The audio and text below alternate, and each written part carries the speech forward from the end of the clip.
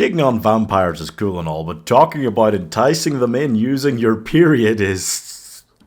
Jesus Christ, seriously? Buffy, you're not like other girls.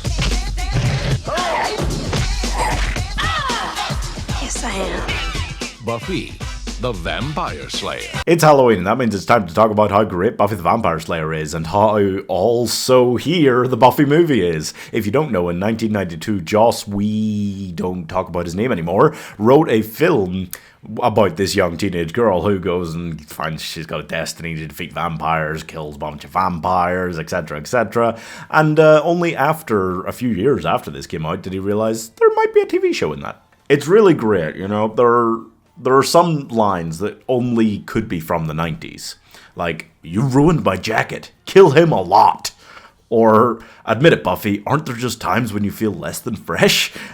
Like, I can't love it, but it is hard to hate. Now, apart from being extremely, very 90s, it also features the reverse Lizzie McGuire effect. You know, like that thing in Clueless where everyone's like, why are you looking at him when they're talking about Paul Rudd, beautiful man?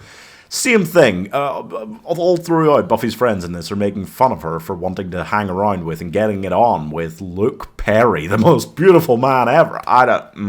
Yeah. Basically, this could have been, and you could have fooled me, apart from one thing, into thinking this was the first attempt at like a pilot for a TV show. Just an extended, like, double-length pilot.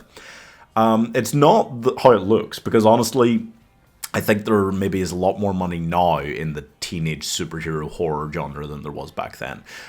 It's the cast, because holy crap, and I don't mean Christy Swanson. Who is that? I have not seen her in anything else, really.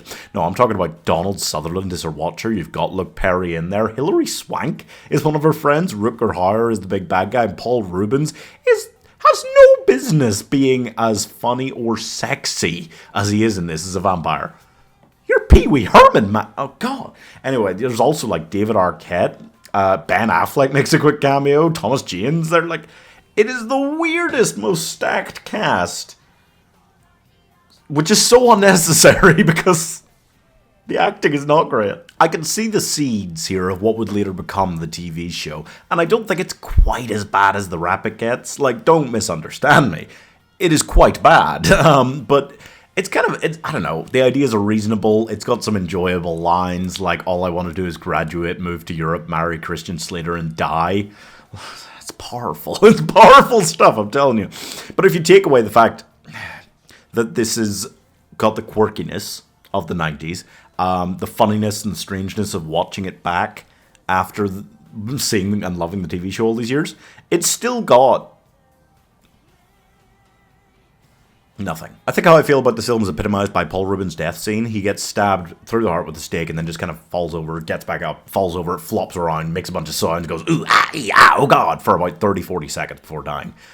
I loved it, I hated it, and I can't believe it was kept in the final cut. And that's kind of how I feel about the entire film, yeah. You might think it's extra strange that she gets, you know, quick training montage, she finds out about her destiny, blah, blah, blah, kills a few vampires, and then meets the big bad. With like 35 minutes left in the film. And then he kills Donald Sutherland, kills her watcher, and then she tries to quit and leaves. And yeah, the big bad leaves, she leaves. She doesn't talk about Donald Sutherland to anybody else for the rest of the film. It's kind of weird to me because I think of things like Coulson getting killed in the Avengers, and the Avengers all coming together to, you know, root for him, even though most of them didn't even know him that well. Buffy's met this guy a bunch of times, been getting really close with him, training with him. She just does not seem to care that he died. Even though this film was written by the same man who wrote that Coulson scene. It's a little bit frustrating at times.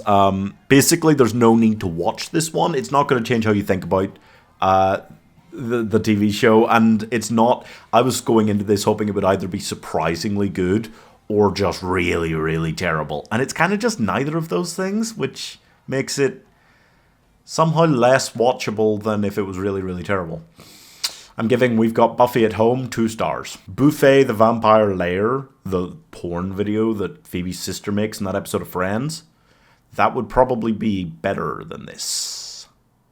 If it didn't have so many big stars in it, I would genuinely think this was like a first attempt at a pilot episode for the TV show. Nope.